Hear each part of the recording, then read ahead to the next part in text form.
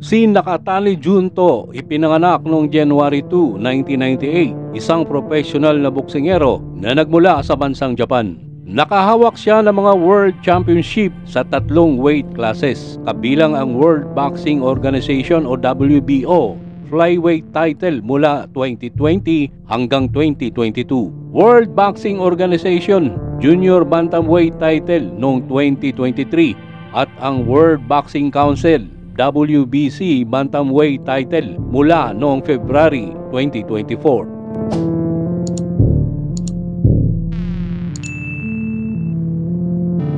Noong May 2024, si Nakatani ay inihanay bilang ikasampung pinakamahusay na aktibong boksingero sa buong mundo, pound for pound ng The Ring, pangsyam ng Transnational Boxing Rankings Board at pangatlo ng BoxRec. Siya rin ay inihanay bilang pinakamahusay na aktibong bantamweight sa buong mundo ng The Ring, ESPN at BoxRec, at pangalawa sa pinakamahusay ng TBRV. Ginawa ni Nakatani ang kanyang professional debut noong April 26, 2015 na umiskor ng first round technical knockout na tagumpay laban kay Junichi Itoga sa Industrial Hall sa Gifu, Japan. Nagpatuloy siya sa pag-iipon ng 9-0 record at inihanay sa flyweight ranking ng JBC kasunod ng kanyang tagumpay laban kay Masamichi Yabuki.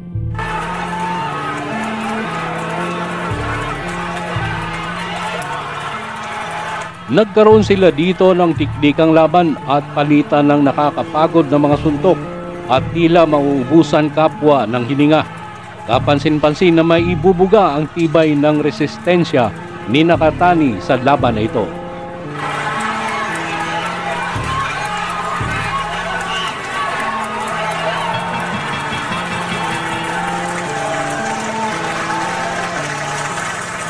Nakatakdang labanan naman ni Nakatani si Atiwit Monyapo noong February 19, 2017 sa opening round ng Japanese Flyweight U Tournament. Nanalo siya sa laban sa pamamagitan ng second round technical knockout. Tinalo niya si Joel Taduran sa pamamagitan ng isang fourth round technical knockout at Yuma Kudo sa pamamagitan ng majority decision sa sumunod na 2 round, bago nakaharap si Sigo Yuri Akoy sa tournament finals.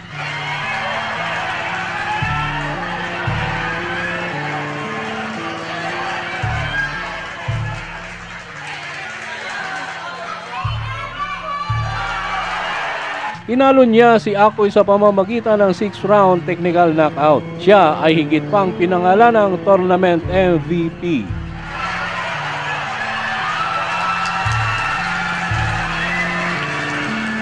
Nanalo si Nakatani sa kanyang sumunod na 4 na laban, bago nakatakdang labanan si Naoki Mochizuki para sa bakanting Japanese flyweight title. Nanalo siya sa laban sa pamamagitan ng isang 9th round technical knockout. Nilabanan niya si Philip Luis Cuerdo noong June 1, 2019 at nanalo sa laban sa pamamagitan ng first round knockout. 右のいいジャブが出ています、チャンピオンのこの中谷潤人。放送の解説は元世界チャンピオンの2人、浜田剛さん、そしてセレス小林さんです。浜田さん、立ち上がり中谷いかがでしょうか。いいですね、スムーズに長い右が出てますよね。そうしてると、右がリズムつかめればそのままワンツーに切り替えることができますからね。大きく振っていったのはフィリップリズ。 Tiklop si Cuerdo dito nang tinamaan siya ng signature punch ni Nakatani sa kanyang bodega at talagang namimilipit ito sa sakit. Noong June 23, 2019, nabakante ni Nakatani ang titulo ng Japanese flyweight. Nakatakdang labanan ni Nakatani ang dating IBF at IBO light flyweight champion na si Milan Melindo noong October 5, 2019. Tinalo niya si Melindo sa pamamagitan ng 6th round technical knockout.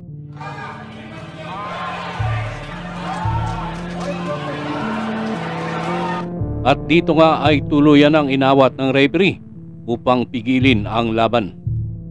Si Nakatani ay nakatakdang labanan si Gimel Magramo para sa bakanting WBO flyweight title noong November 6, 2020 sa Korakuen Hall.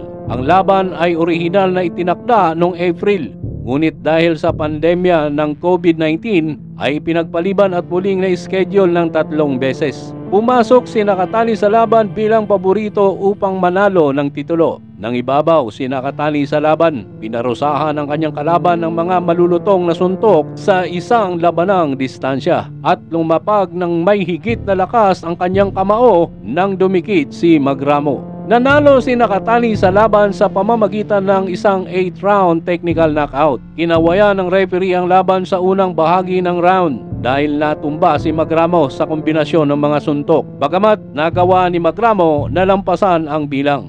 Nakatakdang gawin naman ni Nakatani ang kanyang unang title defense laban sa dating WBO light flyweight champion na si Angel Acosta noong May 29, 2021. Ang lalong mahigpit na mga regulasyon sa COVID-19 na ipinataw ng gobyerno ng Japan at mga isyu sa paglalakbay sa international ay nagpilit na ipagpaliban ang laban. Napansamantalang inanunsyo ng kampo ni Nakatani ang laban para sa huling bahagi ng May. Ang laban ay natuloy at na-schedule para sa September 10, 2021 sa Tucson, Arizona. Nanalo si Nakatani sa laban sa pamamagitan ng 4th round technical knockout. Nabalian ni Nakatani ng ilong si Acosta sa pagbubukas na laban at pareho ang referee at ang ringside physician ay nagbabala kay Acosta na ang laban ay itigil kung ang kanyang ilong ay magtamo ng mas maraming pinsala. Sa wakas ay nahinto ang laban sa pagtatapos ng ika-4 na round sa 2 minutes and 28 seconds.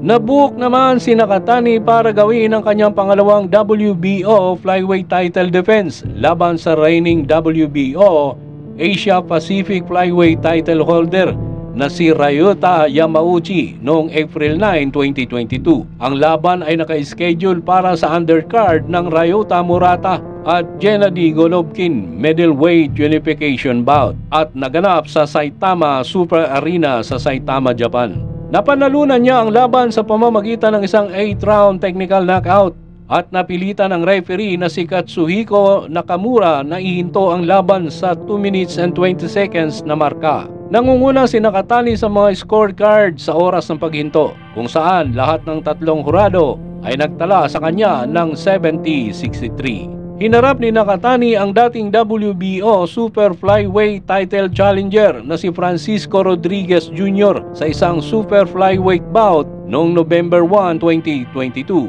Ang laban ay naganap sa undercard ng Hiroto Kyoguchi at Kenshiro Tiraji title unification bout. Opisyal na binakante ni Nakatani ang kanyang WBO flyweight title noong October 27. Nanalo si Nakatani sa laban sa pamamagitan ng unanimous decision na may mga score na 98-91, 97-92 at 99-90. Noong January 1, 2023, ang reigning WBO Super Flyweight champion na si Kazuto Ioka ay inutusan ng sanctioning body na gumawa ng mandatoryong depensa ng titulo laban kay Nakatani.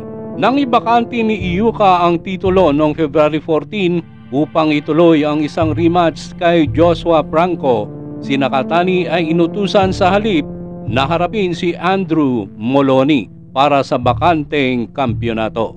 Naganap ang laban noong May 20, 2023 sa MGM Grand Garden Arena sa Las Vegas, Nevada. Sa gabing iyon, pinabagsak ni Nakatani si Moloney sa ikalawang round na may serye ng mga uppercut. Si Nakatani ay umiskor ng isa pang knockdown sa ikalabing isang round bago umiskor ng 1-punch knockout sa ikalabing dalawang round upang makuha ang bakanteng WBO title. Ang knockout ay binoto kalaunan ng The Ring Magazine Knockout of the Year. Nakatakdang gawin ni Nakatani ang kanyang unang WBO Super Flyweight title defense laban kay Argy Cortez noong September 18, 2023 sa Ariake Arena sa Tokyo, Japan. Nanalo siya sa laban sa pamamagitan ng unanimous decision. At nito lamang July 2024, si Nakatani ay nakatakdang gawin ang unang pagtatanggol sa kanyang WBC Bantamweight title laban sa mandatoryong challenger